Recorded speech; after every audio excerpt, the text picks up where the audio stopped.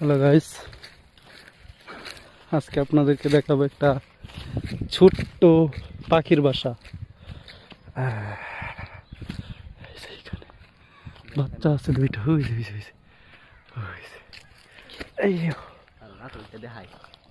কাছে উঠ উঠ ভিডিও। এই যে গাছে উঠাইতেছে ওরে, গাছে উঠুক, দেখি কোন অবস্থা।